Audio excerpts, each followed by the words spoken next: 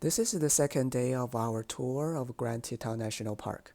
After a full night's sleep in the teepee for $60, waking up with the horse bell sounds is a totally new and amazing experience. And the view outside? Wow! It's Shangri-La. By the way, my camera didn't capture all the colors. The pinkish hue casted by the rising sun on the Teton Mountains makes the view unforgettable. After breakfast, we left the ranch for a floating trip on the Snake River at 8. The boat launch area is at Pacific Creek Landing, just past the moraine entrance to the national park. The river is calm, the scenery with Teton Mountains at the background is breathtaking in every turn. While we are relaxing in the raft, it's perfect to healing the inner friction.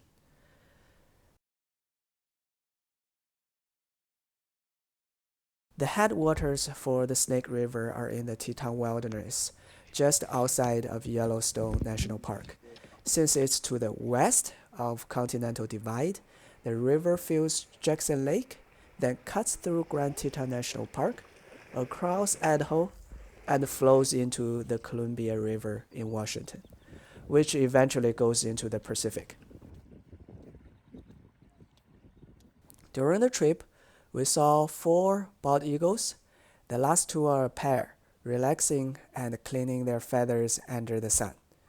Fish is their favorite food, so Snake River is the leading spot to view these beautiful birds. If they happen to dive down from a nearby perch to catch fish, this would certainly add some memorable moment to your trip. We also saw 1 bald eagle nest when the owners were not home yet. Bald eagles are known to build the largest bird nest, but we didn't see any osprey, which is another large fish-eating raptor. We also saw many geese and common mergansers along the river banks, and we saw a mama common merganser with her ducklings swam so fast in front of us. It looks like they were skipping on water. Hey, Buzz! You're flying! This isn't flying, this is falling with style.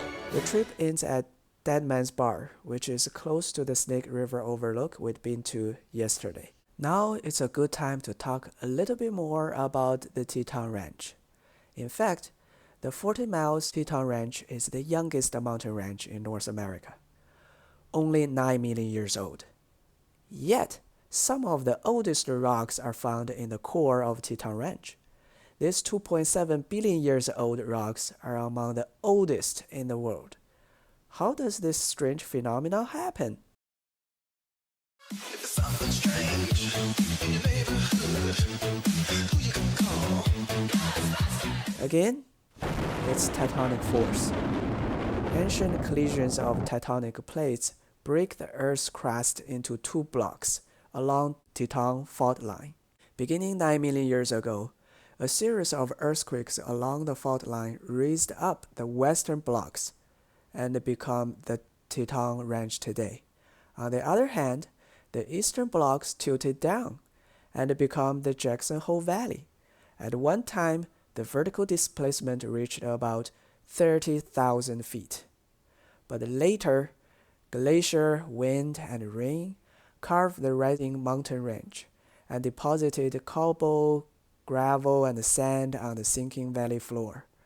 And this process created the jagged peaks, U-shaped canyons, lakes at the mountain base, and antelope flats covered with sagebrush we saw today.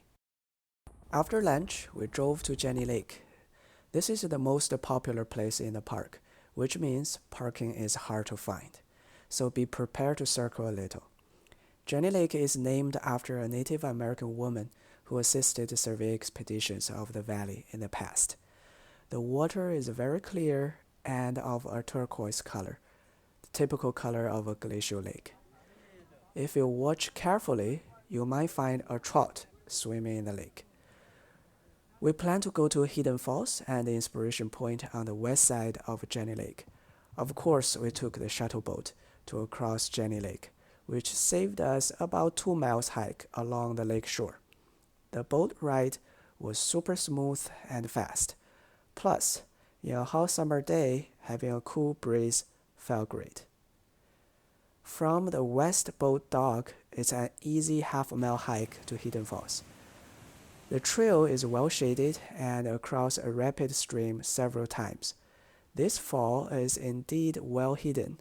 In the early summer, still with decent amount of water flow, the loud roar of the Hidden Falls could be heard from afar, but could only be seen after the very last turn. Then, we continue to follow the trail to Inspiration Point. It's another half-mile hike. The trail switchbacks up the mountain with moderate elevation gains. Before we could reach the Inspiration Point, it started to rain, and the kids were totally convinced it's the sign to go back. So we were very close to see the glacier-carved U-shaped Cascade Canyon. But with about 400 feet above Jenny Lake already, we still managed to have a good view of the Grouse Ventura Ranch to the east. On our way back to the dock, we saw several types of wildflowers.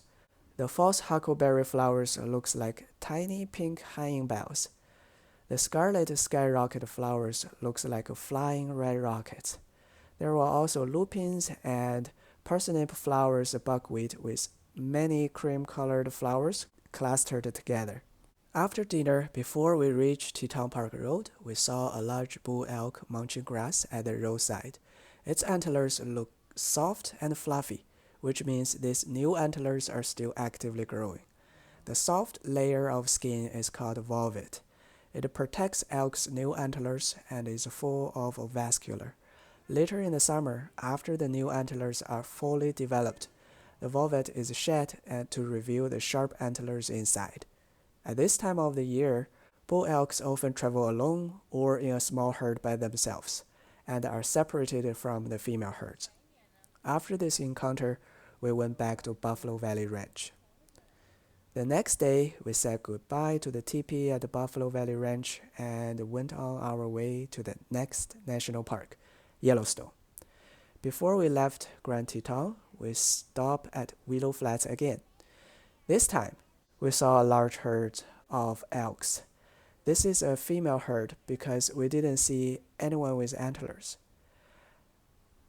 Then at John D. Rockefeller Memorial Parkway, we caught a glimpse of grizzly bear. The bear was already starting to retreat into the mountains since we arrived a little bit late. This concludes our trips to the Grand Teton National Park. I hope you enjoyed this video and see you next time.